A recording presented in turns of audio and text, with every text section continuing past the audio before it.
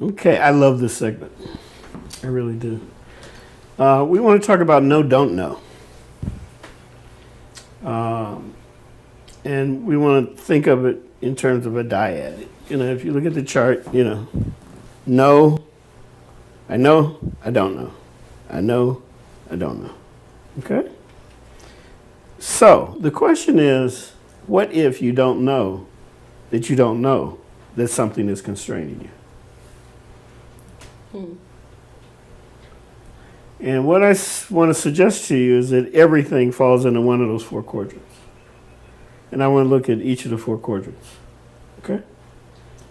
And the underlying question again is, now, what if you don't know that something is constraining you? Let's go upper right first. I know that I know. Typically, the things that we know accurately, we can handle really well. I kind of call that my check 3+ quadrant. I also call it the promised land. So we know what today is. We know where we are geographically. We know whether we're male or female, yada, yada. What we know that we know, typically we have no problem handling.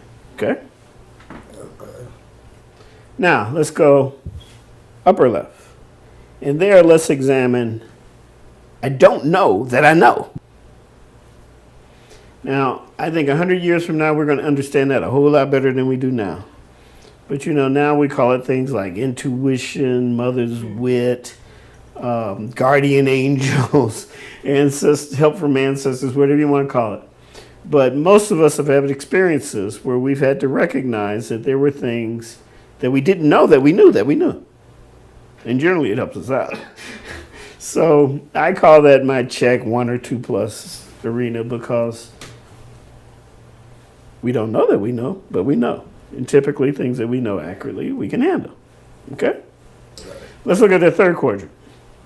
I know that I don't know.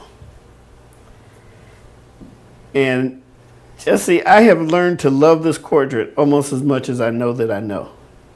Like, I know that I don't know how to fly a plane. I'd be crazy to try. Okay? I mean, there's so many things that I know that I don't know. And we can generally handle things that we know that we don't know accurately. Okay? So we got 3 or 4 quadrants up here. And as far as I'm concerned, we haven't encountered any significant issues yet. I know that I know. No problem. I know that I don't know that I know. But I know. No problem. I know that I don't know. But how about this fourth quadrant? What about I don't know that I don't know? How about that, puppy? Because what I submit is you show me a significant problem, a real root cause kind of issue, and by definition, it's locked in the I don't know that I don't know quadrant. For instance, our ancestors said that we're suffering, that all of today's self-destructive behaviors were no more, no less than unconscious negative mental legacies of slavery in days gone past. Okay? That our unwillingness to look that ugly monster in the face that we call slavery, dissect it, learn from it, leave it behind, move forward. Instead, by trying to ignore its impact on us, that impact continues to live on in terms of our culture. That fourth quadrant is a monster. Okay? So what I want to do at this point is I want to give you examples of quote unquote negative mental legacies of slavery. Okay? And then I'm going to ask you to give me some examples. And when I'm over here, I'm going to be in slavery. Okay? And I have really bad balance. So when I do this and come over here, excuse me for turning away from me, it's today. And the pattern's always going to be the same. Over here during slavery made perfect sense. Probably absolutely necessary for survival. And the exact same over here is wacky and self-destructive. Okay? So let's start with something simple. Diet. You look at the historical research, you can't believe how bad the diet of a typical American slave was. In fact, you were literally being starved to death while you were being worked to death. Black folks like greens, right? We like greens because they were weeds. We were literally picking them out of the field to get out of the way of the plants that people saw some value in. Nobody cared that we took them home, threw them in a pot, boiled the slop out of them, because you got to boil them forever to break down the cellulose or whatever to the point where you can chew it, much less digest it. Has almost no calories whatsoever, like 35 calories a cup.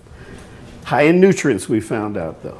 Okay, but we like greens because greens we could have as much as we wanted to, and nobody cared. Now, you hear that old saying about eating high on the hog and low on the hog? You know what's low on the hog? Internal organs. So, what did we get to eat from the hog? Well, we got the hooves, the tail, the snout, the ears, and the intestines. And the tongue. And the tongue, if we were lucky. Okay, that's true, and the tongue. And if the difference between starvation and not is eating pig intestines, well, guess what we did? We cut those puppies open with a knife. We literally scraped that crap out, threw it in a pot, boiled it on high, trying to kill that bacteria. Threw some hot sauce on it and called it soul food. And it was a major source of protein during slavery. Okay? Fruits and vegetables? Please. Slaves hardly got near that. Maybe Christmas. Okay? Over here, eating a diet that frankly is laden with fat, unhealthy, almost beyond belief. Does it make sense? During slavery, does it make sense? In that it was necessary to survive. Yes. Yes? Yes? Yes. During Tootin. Now, how are we doing over here? And first of all, over here, let me point out that we as a people, have the highest levels of hypertension, diabetes, coronary heart disease, obesity, the highest morbidity, and the shortest mortality. And the black experts say that about 80% of that we can knock out through changes in our own behavior. And at the top of that list is diet. Mm-hmm. To this day, we think of pig's intestines as a delicacy almost. You know, serve it up on holidays, right? Yeah. It's a way of showing love. Chitlins. But hooves and tails and snouts and, you know. And don't get me wrong, I have nostalgia for that. Okay, but come on. The highest levels of obesity, hypertension. You know, when I started this work, it's shrunk some, thank God. But when I started this work, there was an 11-year life expectancy difference between Ann as a typical white female and me as a typical black male. 11 years. I submit that our crappy diet today, you know, super light in fruits and vegetables, heavy in fat laden, low on the hog type products, and things that were free but aren't necessarily carrying many calories with you. You know, it didn't help us in the field. It just helped us from feeling that we were being starved. It's just a negative middle legacy of slavery. And that once we realize that, hey, let's embrace some fruits and vegetables. You know, why can't we be the generation that breaks that cycle dead in its tracks? But we really got to be aware of it because, let's face it, I mean, we have ingrained into us unhealthy things that we take pride in feeding our children and grandchildren. It's a negative mental legacy of slavery. Let me give you another example. Actually, Vicky, you beat me to this one. You know what I'm talking about? Negative mental legacy of slavery. Did it make sense over here? You doggone right it made sense, because you had to stop your child just like that. Or that little beating you were going to give him was going to be lightweight compared to maybe being beat to death.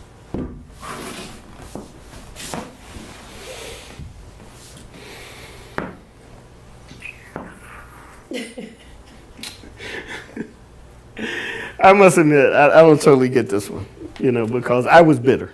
I think other people were more mature than me. They could see both the correction and the love. I read the correction as a failure of love. Okay. Still another. Failure to take ownership. Why should I, as a slave, take ownership? I don't have any ownership to take. Even over my own physical being, the well-being of my loved one, my children. And I sure don't want to take ownership over trying to do a good job in the fields or whatever work I'm being forced to do without being paid, without even the possibility that my children's children's children, as far as I know, will ever be free, will ever know anything better. Okay? In fact, the brother over here not given a full day's work, we probably thought was a prince, because he was willing to risk it all for just a little ounce of dignity. Just make that man look a little bit silly. We might have been scared of him. He might get us all punished. But did it make sense not to take ownership over here? I think so. How are we doing over here? Now, I want you to pay attention to the exact language, okay? Like Vicky used the language of, I'm not knocking you, I love you, but lashes. What do we say over here? I ain't gonna slave for the man. Those are slave wages they want me to work at. Failure to take ownership over here means that you'll never have a career. That you'll never make enough money to comfortably take care of a wife, much less children. It's just a negative mental legacy of slavery. And ironically, we still associate it with responsible manhood. I mean, for real. I mean, people don't say that because they don't believe it. It's an unconscious, negative, mental legacy of slavery. Over here, failure to take ownership, a prince. Over here, not a prince. Okay? Let me give you one more example, maybe two. Celebration of crime. 13th Amendment. It was actually the 13th Amendment that freed slaves. Okay? And it was short, sweet, to the point. It said that everybody in America who was a citizen could not be enslaved, was free forever, except those duly convicted of a crime. Except those duly convicted of a crime. Okay? And after that little 8-year party called Reconstruction, let's say Jesse over here and Vicky over here are a loving, nurturing couple. And you're sharecropping. And of course, it was really hard to ever break even sharecropping, slavery by another name. But y'all worked hard this year. And when you settled up, there was enough money to pay off Jesse's debt. And Jesse said, Vicky, I'm going to go out there. I hear there's this thing called freedom and paid work. Not just tools and. And I'm going to work 20 hours a day, 7 days a week until I can come back here, and I will be back and pay off your debt and the children's debt. I promise you. And he has a little stuff in his little knapsack, the hobo bun. And he left the plantation. And the minute his foot hit that road, he was arrested.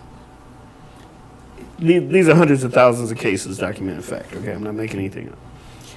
And before the sun went down, high probability he was convicted of a serious crime. Anybody know what the crime was? Running away. Looking at a white No, this is post-slavery. This is after slavery now. This is today's a sharecropping, peonage. Okay? What, robbing somebody? What'd you do? You walked off? You just stepped on the You just stepped on the road. That's one of the cases they give you. Well, I actually have a badge, a Citizens Patrol badge, that I can't find, unfortunately. But he was arrested for vagrancy. You may know what vagrancy means?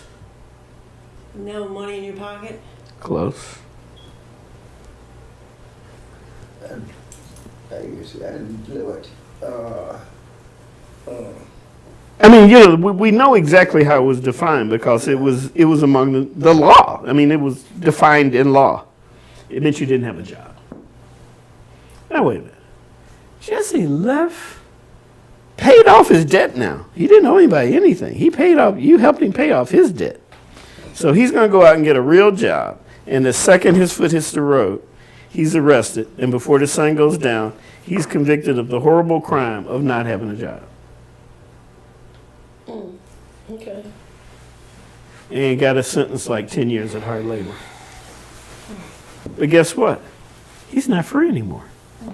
Because the 13th Amendment said, except for those duly convicted of a crime. Okay? So for decades and decades and decades after slavery, I mean, it was time to bring in the crops or something, they just went out and rounded up everybody. I mean, they did make up stuff. Yeah. Vagrancy, as far as I'm concerned, is made up stuff. And you got to literally slave away. So, you know, I told you my folk come from coal mining country. And don't get me wrong, coal mining was dangerous, hard work for everybody, okay? But as a conflict vic, because within the next 24 hours, Jesse was probably rented out to somebody like U.S. Steel or whatever. And his job, and it required him to be below ground before the sun came up. And he ain't come up until long after the sun had gone down. But his job was to bring up 20 tons of coal. Used to think it was 10. But the Bluefield demonstration mine says, no, it's 20. And guess what happened to Jesse if he didn't bring up his 20 tons of coal? You got them lashes. He's a slave. He got them lashes. Okay? He got lashes, literally. And when he was above ground, chances are he was in a bunkhouse. You know, kind of like during slavery. We got the men over here, women got little cabins so you can take advantage of them. Shackled at night because he's a slave. And that's his existence for 10 years. Well, what the documents reflect is that probably 40% of the Jessies didn't survive the incarceration. Okay? And listen to the ancestors. That's what the little girl was speaking to when she said her friends' fathers wouldn't come home, and years later they'd come back all beat up, run down from who knows what. That's what she was talking about. So, what would we do with Jesse when 10 years later he comes back to us all beat up and all of that? What would we do?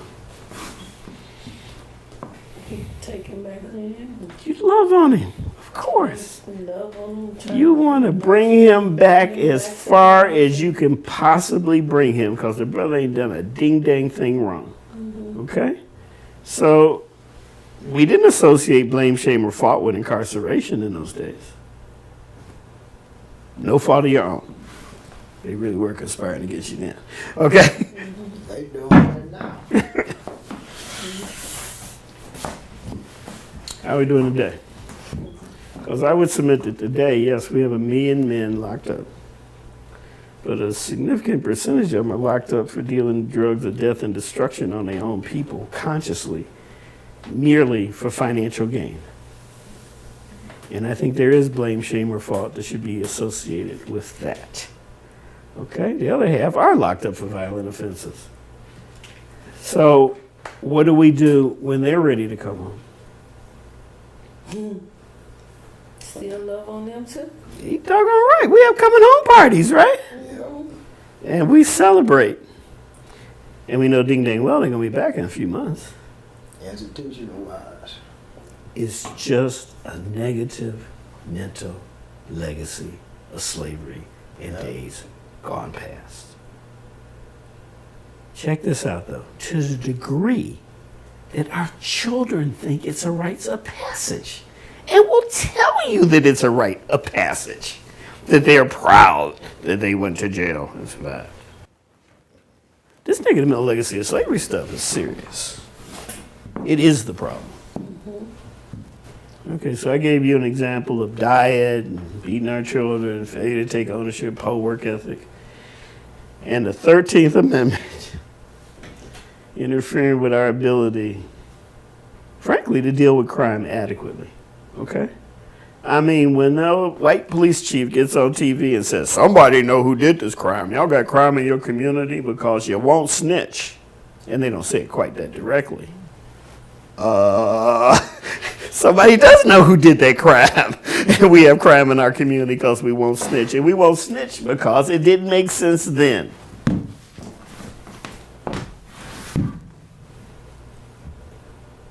And because we haven't let it go, we live with bars at the doors and windows of our homes.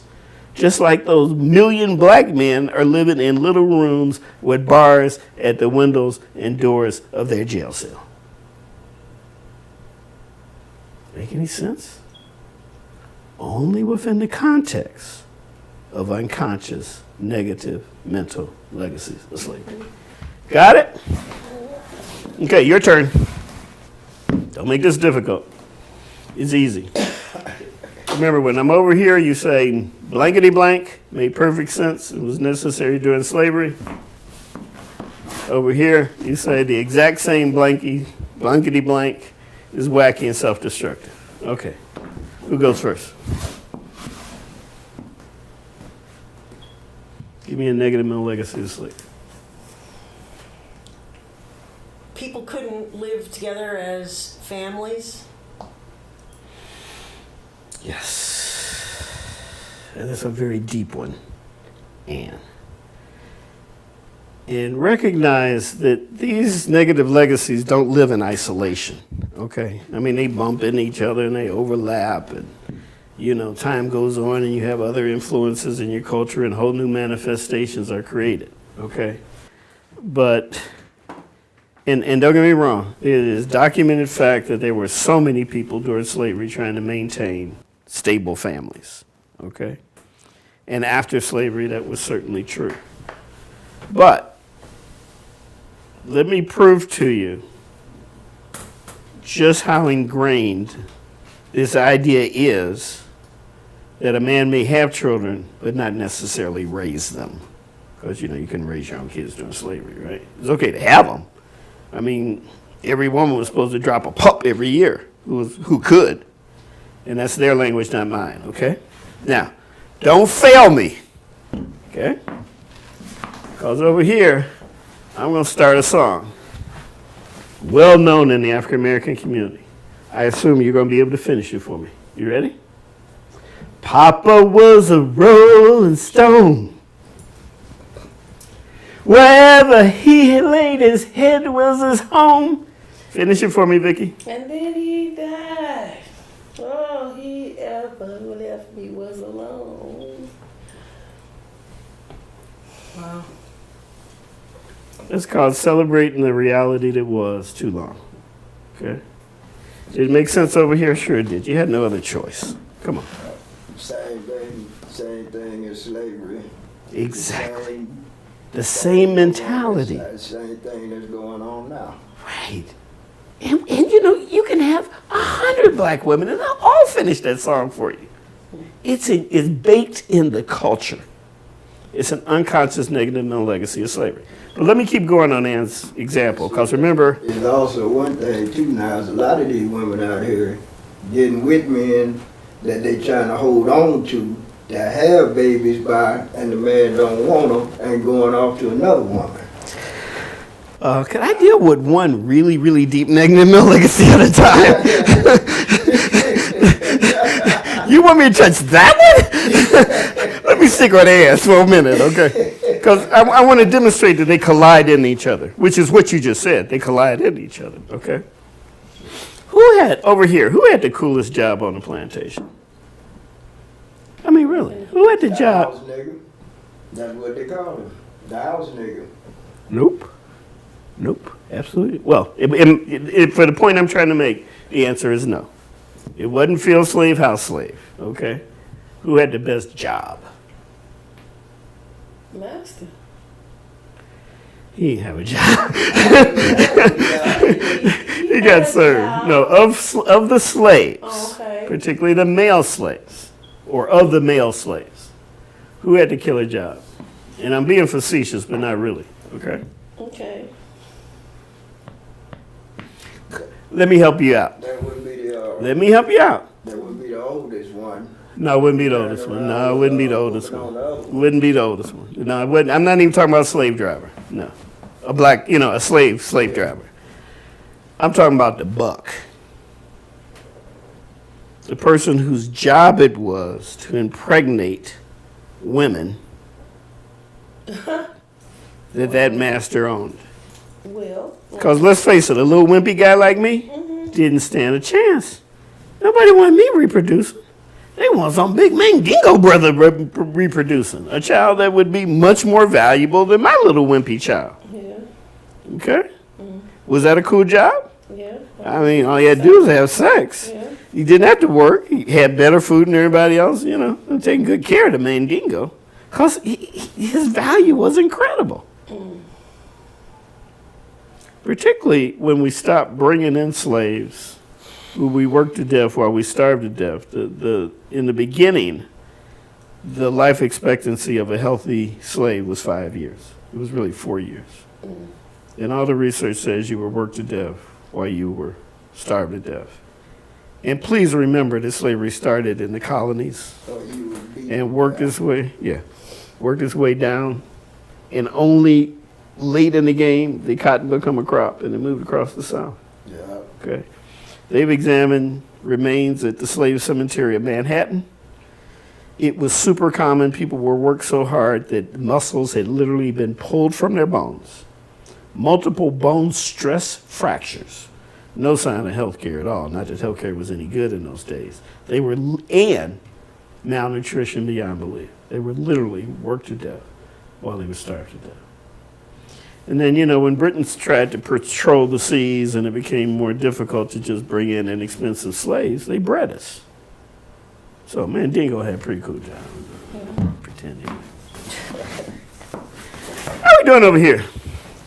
We know any brothers that measure their worth by how many women they've been able to impregnate? You got a lot of them out there. Not how many children they've raised. Okay. My son, one of them. And it plays right into that Papa was a Rolling Stone thing. Yeah. It's accepting impregnation separate from fatherhood. Okay? It's accepting procreation completely separate from child development. Well, something like Frankly, it had to make sense over here. You had no ding-dang choice. We may not have liked it, but it was. And by the way, how many black people, while I'm being hard on black men, how many black men do you think raised children that they knew ding-dang well were not their own? We didn't get all these colors through interracial marriage. Okay? But you think we could give up that pop as a Rolling Stone thing? Particularly since we got more than effective birth control these days. Right. Negative mental legacy of slavery. Good one, Ann. I ain't touching yours. You gotta come up with another one. I am not gonna go there. That's too deep for me. That's too deep for me. Except I will go there. Okay? that. It's the truth, though. I'll even go deeper than that. Okay. Over here during slavery, how could you console a slave that you loved? I mean, really, how could you console a loved one? Could you give him a day off? Should you give him a big, fat, juicy steak? Take them on a vacation? Make sure they got proper health care? What could you do to console someone you loved? It was hard. They're too hard. Yeah, but I'm looking for an answer, I and it's don't a, think they did it. and it's a 3-letter word. Sex? Yes. Wow. Yes. Wow. Absolutely. It might have been a brief moment in time, but all of those negative realities were washed away. About sex. You showed pleasure. You knew pleasure. You were able to console, communicate love, and caring. And guess what? Pretty much nobody cared. Because we wanted, they wanted. Massa wanted. The man. Every black female who could to generate as many children as he could. And I want you to think about this. I want you to think about an economic system where I buy this person, okay? And every year, through having a child, she generates for me her value over again, pretty much for 13 years. Then she has then her pup has her first pup. You understand what I'm saying? Her older child is now 13, and she starts dropping a pup every year, and all I had to pay for was her. You talk about a pyramid scheme. Whoa. And 85% of white people never owned a slave, doggone it. You know what I'm saying? I mean, we think all white people benefited from this thing. Heck no. We were free labor competing with their paid labor for the vast majority. But for the few who could afford slaves, has never been an economic system like it. There will probably never be an economic system like it. Total surety of massive return on investment. Okay, I forgot the point I was trying to make. Oh, sex.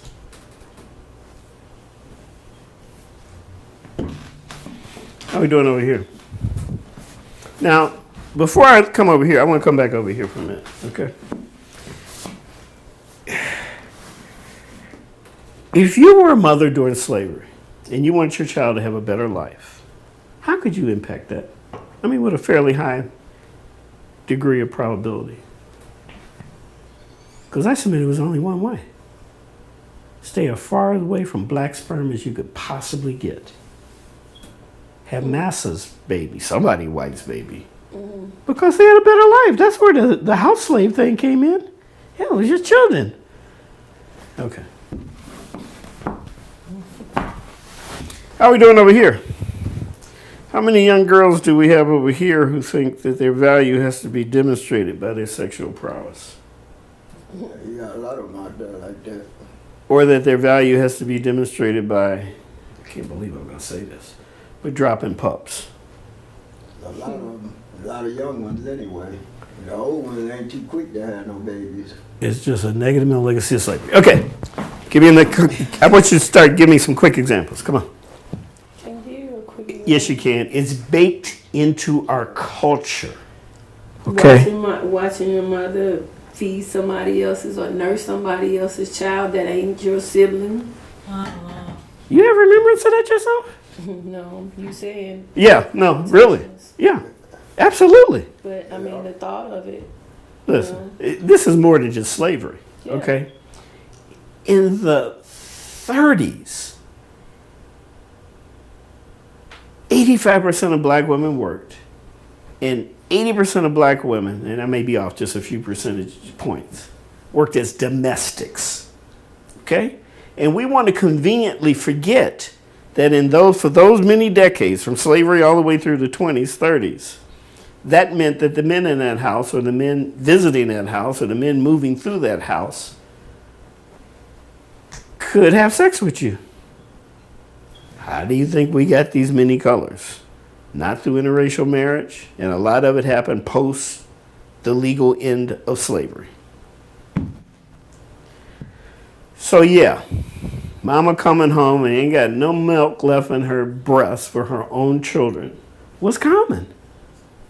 You know, spending holidays with Miss Nancy's child, whether than your own children, was common. And necessary if you were going to financially survive. That was a good one. Yeah, we all know people. She raised Elvis Presley. Literally? Yeah, Whoa. she was his nanny. That was a prestigious job. Of course, he wasn't that much when she would. Yeah, She showed she taught him all his moves, right? she had pictures and everything of him. She said he was an arrogant bastard. Really? I can see that. Okay, give me another example. Yeah, give me quick examples. I don't know how much time we have left in this segment. I'm telling you, this is easy. It's baked into our culture. Cursing at our children. Cursing, elbows, kicks, All of that. lashes. I can't believe you brought that up. But thank you. I needed that. Getting Okay. tied down to the chair with ropes and Yeah, all that yeah. stuff. Okay, we dealt with the whipping thing. But how about this? How about hating on our butts and thighs and skin color and hair and nose? How about accepting someone else's standard of beauty Yes. and it being reinforced to you over and over and over and over and over, even to the point where you want your child to be lighter so that they might have the opportunity as a better life? Some people out there wanted that. And Michael Jackson did. And what do you think, Jesse? Are there still a lot of people out there that prefer the light-skinned sister? There's a lot of them out there like the light-skinned sisters. Okay. Over here might have made sense, right? How about over here? I'll tell you what it is over here. It's a really ugly example of racial self-hatred. And the first time I heard those three words strung together, Ova Miller, a basic, said, "How this stuff is just racial self-hatred." And I said, "Oh, Ova, that's horrible, man." He said, "No, Howard, you'll figure it out. It's racial self-hatred." And it is. But we got it, honestly. We got it over here through centuries of the use of horror and terror to mentally enslave us. And I mean that literally. Come on. They were outnumbered. We had rakes and hoes. They're sleeping at night. You see what I'm saying? Which brings us to a really interesting point. Because our ancestors were people that even loved their oppressors enough not to kill them in the night. How cool is that? What kind of love is that? That ain't cool. Think about it. Okay, give me another example. They're all over the place, y'all, really.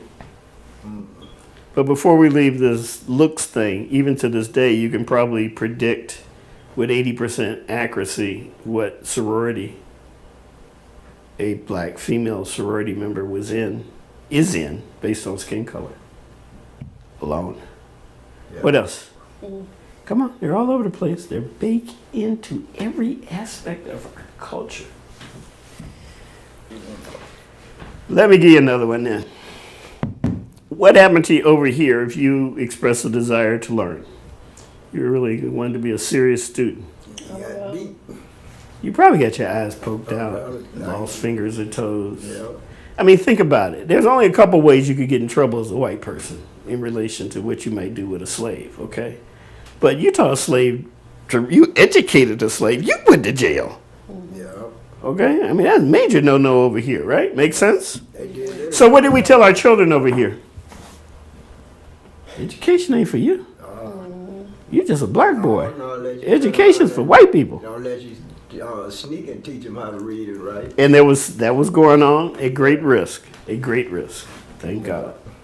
But over here, it makes sense to downgrade the importance of education, right? Yes. You want to protect your child from losing body parts. How we doing over here? Don't want to go to school. Ain't thought about going to school. Half don't graduate high school. Half to do graduate on average with 8th grade skills. But what do they say? What are they saying to each other when they want to put each other down for wanting to learn? You dumb. You don't know nothing. Stupid. You're ignorant. Yeah, unfortunately, all that's true. Yeah. But how about you trying to be wide? And the context is I'm denigrating you because you're trying to learn. Yeah. Because you're not pushing oppositional culture to the point that you're in school all day trying not to learn all day rather than trying to learn. Right. Do you get this? Is that a negative mental legacy of slavery? Of course. It doesn't make any sense at all within any other context. This stuff is baked into our culture like you wouldn't believe. Give me another example. I mean, we haven't even started talking about crabs in the barrel and all that kind of stuff. Crabs in a barrel. You haven't heard that one? Have you, Vicky? Yeah, I heard something of. Explain to your spouse over here about crabs in a barrel. If I'm understanding it correctly, it's like you're all in this barrel together, and all these crabs are trying to claw to the top to get to the top. But at the same time, clawing to the top, somehow one another must pulling them back down, or they falling back down. Sure, others are trying to crawl over them to get to the top, and nobody makes it to the top. No. Crabs in a barrel. Okay. Well, you know, sometimes I think at the core of white racism is people thinking, well, I may not have anything, but I got more than any nigga. And at the core of black racism is, I may not have much, but I have as much as any other Negro, colored person, whatever you want, African American. Okay? Okay. And do we do a good job of loving on one another, helping each other, cheering each other on, No. supporting each other in their business endeavors so they can hire our children? Some of us do, and some of us don't give a damn. And which side do you think has the most people? Decide. Unfortunately, that's true. Yeah. Now, let me tell you the good news. You ready for the good news? Today, what's constraining us is simply between our ears. Thoughts? It is simply between our ears. It's not the entire legal and judicial system. It's not the cultural norms and beliefs of society anymore. Okay? I don't think too many white people stand up late at night trying to figure out how to constrain us, honestly, Jesse. I think we're constraining us unconsciously through negative mental legacies of slavery. And don't get me wrong, it was a time that it made no sense to think about us doing anything to improve our condition. Right. Okay? I mean, for centuries, that was the defining reality of American slavery. But how often do you see us discussing what we could do to improve our own condition today? And I'm not talking about instead of demonstrating and being angry about injustice, which still exists. I'm talking about in addition to. And what I don't see hardly any of is the addition to. I don't see us recognizing that we can positively impact our condition. And why? Pure and simple, negative, unconscious, negative mental legacies of slavery. And the second you get it, pow, guess what? It moves from that horrific, I don't know, and it can only go one place, to the promised land. I know that I know. And the second you know, you only have two options. You're free of that crap, you left it behind instantaneously, transformational healing, and you're ready to soar. And I've seen hundreds of people go through this process and soar. I haven't seen anybody do the second thing you could do, which is make a conscious decision to make a U-turn and go back with your evil self and be filled with destroying your own people. No, don't know. Yeah. No, don't know. No, don't know. And now you know that you know. Yes, I know. I know. I know. How great is that? Awesome. How great is it that at this point, we are finally in control of our destiny? And let me tell you a secret, or I think it's a secret. Nobody's going to treat us differently until we treat ourselves differently. Yes. Really. And why should they? We don't make any sense to them. Right. And just like, you know, we got all these negative mental legacies of slavery, they got negative mental legacies of slavery too.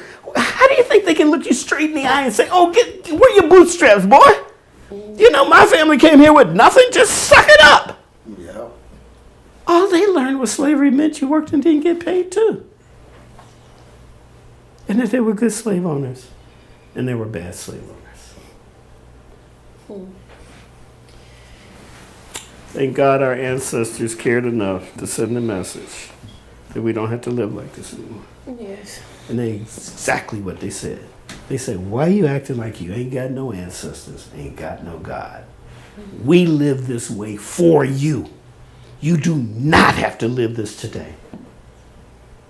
Yeah, they just don't want to wake up. Don't They know. just don't want to wake up and see the light.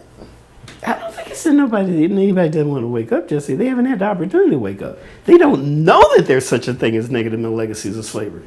See, we know we're doing what we're doing, right? Yep. But we keep doing it and we don't know how to stop it, right?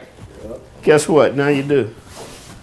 The second that connection is made, those centuries of negative drag are left behind.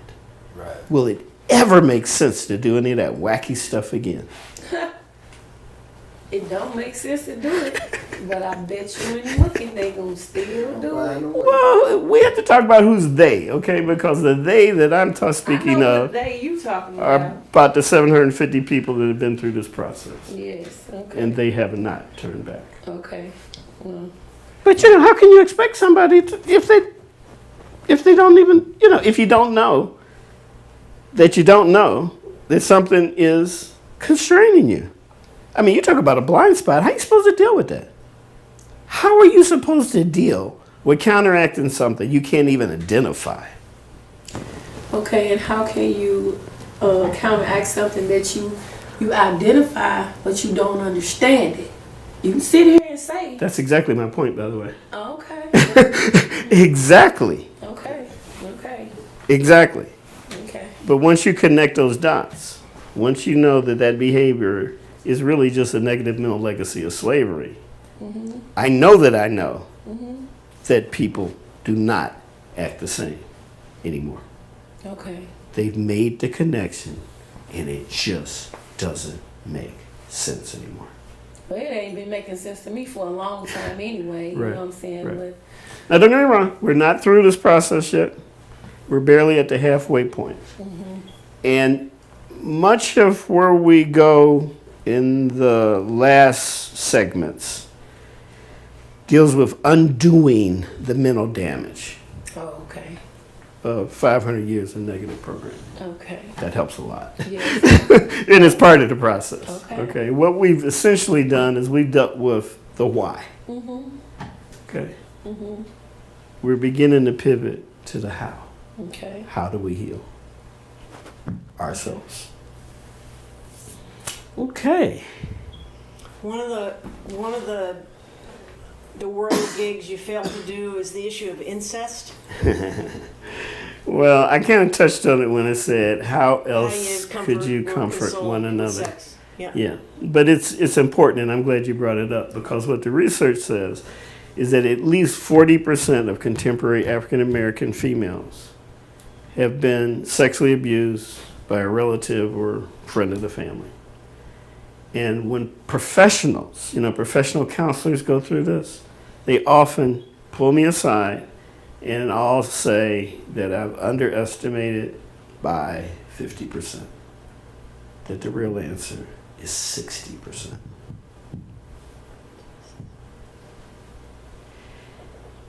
It's baked into the culture. People say things like, well, that's how we care for our men, yada, yada, okay? But let me tell you a story.